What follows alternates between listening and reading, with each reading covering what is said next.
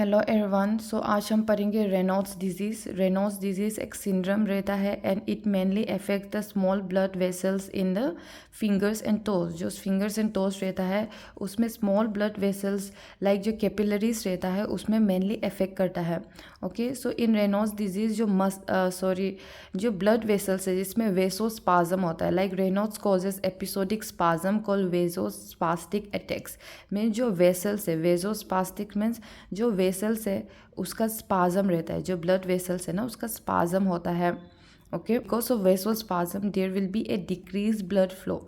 जो affected area like fingers है उसमें there will be a decrease blood flow and decrease blood flow के कारण जो सराउंडिंग टिश्यूज है उसमें ऑक्सीजन प्रॉपर नहीं मिल पाएगा and because of this there will be a colour changes in the fingers and the toes. So Raynaud's disease simple way में क्या रहता है, बस जो ये वेसोस्पाज्म होता है वो एक्सेसिव रहता है।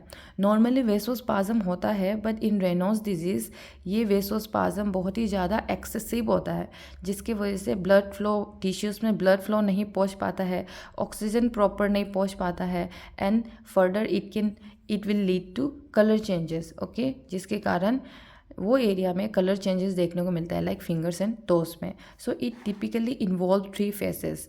ओके, जब वेसोस्पाज्म होता है, ब्लड फ्लो ये लोग नहीं मिल पाता है तो there is a colour changes. तो वो कलर चेंजेस फेसेस में देखने को मिलता है। ओके, तो first one is the paler like white.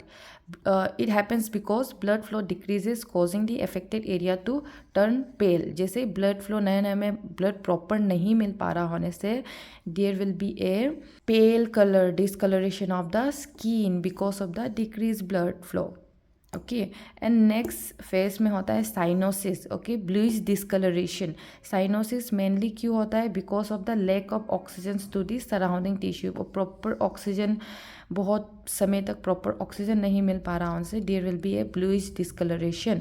And lastly redness. Okay, जैसे वेसोस्पाज्म होता है, एंड जैसे ये रिलीज होता है वो समय में ब्लड फ्लो रिटर्न होता है।